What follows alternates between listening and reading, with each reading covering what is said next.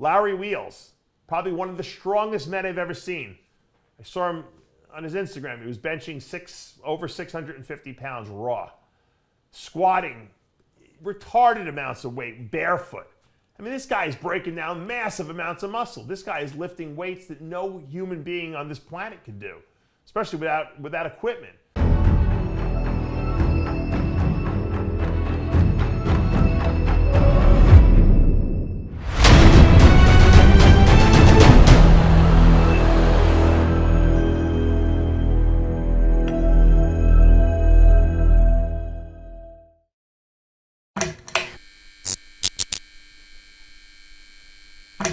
Dave Palumbo here with an RX Muscle supplement and science review.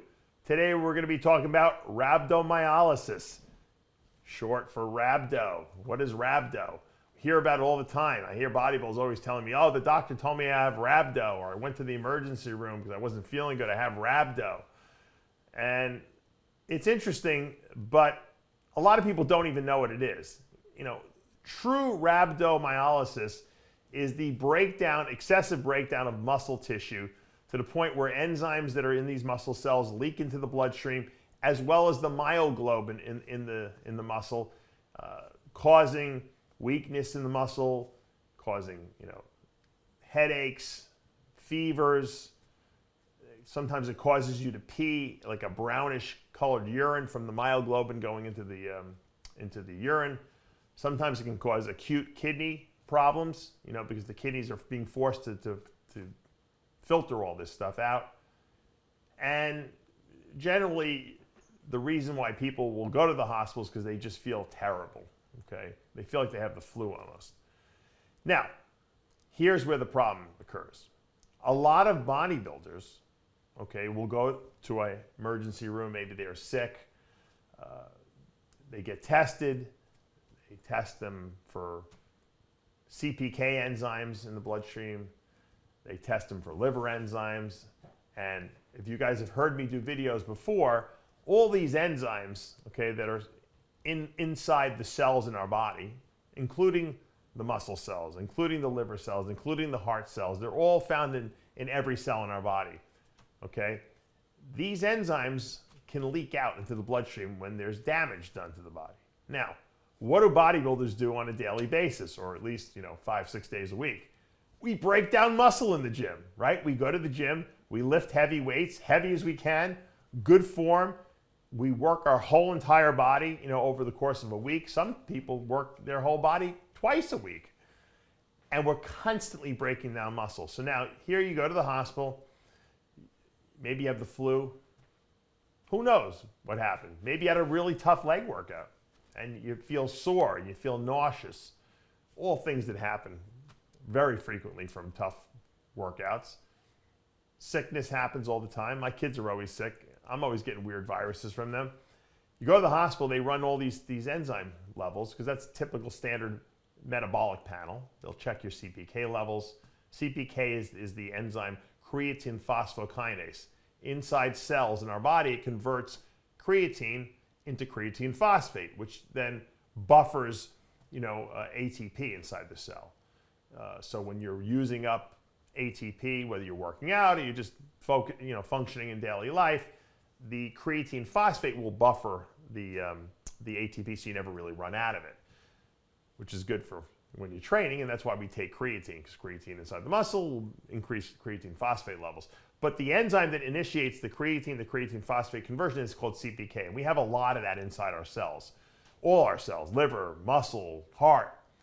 When you break down tissue in the body, let's talk about bodybuilding, when you break down muscle tissue, you leak a lot of CPK into the bloodstream, tremendous amounts. And the bigger you are, the more muscle you have, the more you're going to notice in the bloodstream. Matter of fact, at one point, I remember I had gotten, most metabolic panels that they run on a routine basis, they don't even test for CPK anymore because they kind of know this. But if you go to the hospital and you feel terrible, they're going to probably run a CPK on you to make sure you didn't have a heart attack or something like that. They'll probably run troponin levels too. Troponin's another muscle enzyme. It's found mostly in the heart muscle, however. So if troponin levels are high, it usually means that your heart, you had some problems with your heart. Maybe you had a heart attack, heart tissue broke down. But CPK is in everything. But for a normal person who doesn't work out on a daily basis, or who maybe only does a little cardio a couple times a week, they're not going to have high CPK in the bloodstream because they're not breaking down massive amounts of muscle. But bodybuilders do.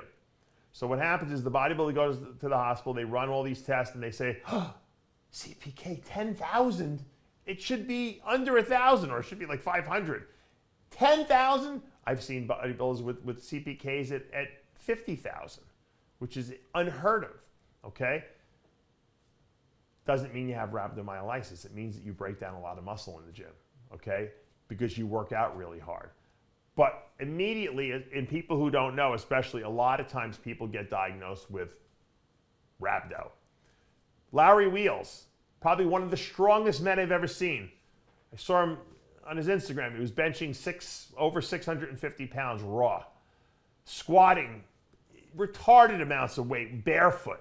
I mean, this guy is breaking down massive amounts of muscle. This guy is lifting weights that no human being on this planet could do, especially without equipment. He's breaking down huge amounts of skeletal muscle, which is going to cause massive amounts of CPK enzyme in his bloodstream. And he went to the hospital. He wasn't feeling good. I don't know if he wasn't feeling good because he had a tough workout, or maybe he got sick. But the guy was diagnosed with rhabdo. He even said it. That's what they told him. But it wasn't rhabdo.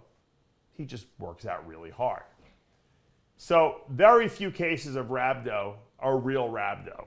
Okay, in other words, or I should say, very few diagnoses that come back as rhabdo are really rhabdo. I've had a lot of competitors come to me and they say, "Oh, I just got out of the hospital," or "My doctor said I have rhabdo, and I got to rest for 6 weeks before I go back to the gym." I'm like, "Let me see your blood work." Looks like a typical bodybuilder's blood work. Remember, the liver, the quote liver enzymes too, SGOT, SGPT, alkaline phosphatase. Those enzymes are found in all our cells too, including muscle. I challenge you to find me a 250-pound bodybuilder that doesn't have high liver enzymes. And let me tell you, it's not because their liver is being destroyed by the steroids they're taking. It's because they're breaking down massive amounts of muscle in their body, and these enzymes that are also found inside the muscle cells are leaking into the bloodstream. In a normal person who doesn't train the way we do as bodybuilders, if they go to the doctor and they get blood work done, and their liver enzymes, the ones I just mentioned, the three, SGPT, SGOT, alk phosphatase, if those are high, there's probably something wrong with the liver because they're not breaking down massive amounts of muscle. So the bodybuilder is like its own unique species, and that's where I got the name Species Nutrition from, because we are our own species, and we really should have our own set of blood normalities, or I should say normal ranges of blood work, because bodybuilders are different. Okay, we're going to have high liver enzymes if we're training really hard. We're going to have CPK levels through the roof. Okay, you're going to have muscle soreness when you train really hard. These are all symptoms of rhabdo.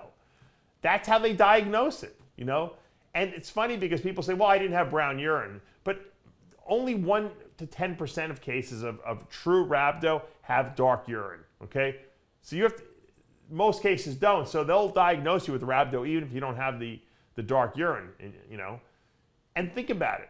If you have massive amounts, and I always wondered this, a lot of times I see some bodybuilders that have high kidney function, high creatinine levels, and they're really not doing anything that would warrant that happening to them because their blood pressure is normal, they look healthy, yet they're coming back with high creatinine, but yet, it doesn't seem like they are in any kind of kidney distress.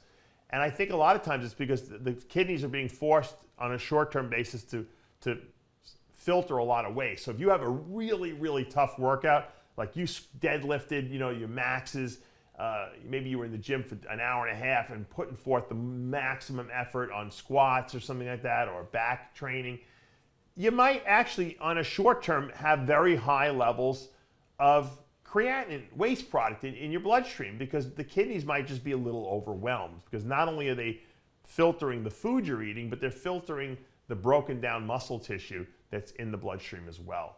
So really, doctors should be made aware that the bodybuilder or the person, any athlete that breaks down massive amounts of muscle, I would think that runners would fall into that same category, long distance runners, or even cyclists or ultra marathon runners.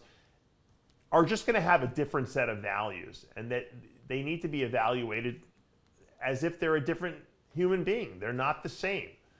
And because you can assume, and I have so many people calling me, the doctor said I need a liver ultrasound, my liver is fried, my values are 3 times what they normally should be, my CPK is through the roof, he thinks I have Rhabdo, and he thinks I'm in kidney failure, okay?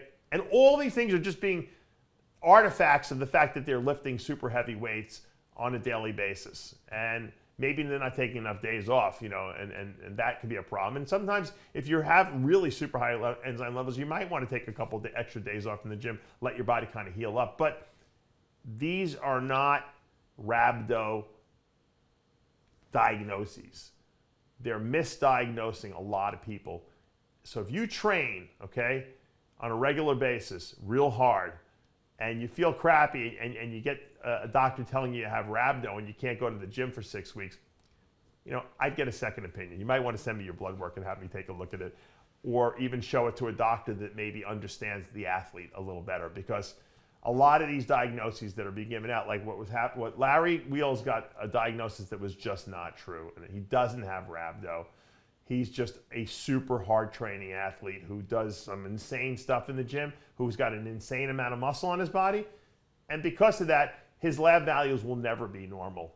And it doesn't mean that he's unhealthy. It just means that you're going to see weird values because of the fact that he's able to leverage his body to the point where he can train so hard that it could actually damage his muscle cells so severely, which is why he grows so well and why he continues to improve his strength, that it's going to trick a doctor into thinking that he's got a syndrome that he really doesn't have. And Larry, I'm really happy to hear that everything's good with you. You're a great guy. We've always had a great relationship, and I truly admire some of the stuff you do in the gym. It's next level type of stuff, and that's why he's got such a great following on Instagram, because people, it's unbelievable with this guy. He's like Superman. Now, having said that, we all thought Ronnie was Superman too. You still can get injured, and we're all still human beings, and we can be, we can get seriously hurt. So obviously, there's got to be some level of precaution. Don't try to imitate what Larry Wheels does, because he is at another level above everyone else. And if you try to do some of these lifts that he does, you can severely hurt yourself. And I'm sure he'd be the first person to tell you that as well. All right, so guys, next time you're not feeling so good, maybe you have a viral infection or something like that, and you go to the hospital, you go to your doctor, they run tests, and they try to give you a diagnosis that doesn't quite sound right, check it out. Come to me, send me your blood work, go talk to another doctor, get a second opinion. You might not need to stay out of the gym for 6 weeks, okay? You might just need to hydrate a little better, take a couple days off, rest up, and get back to the gym.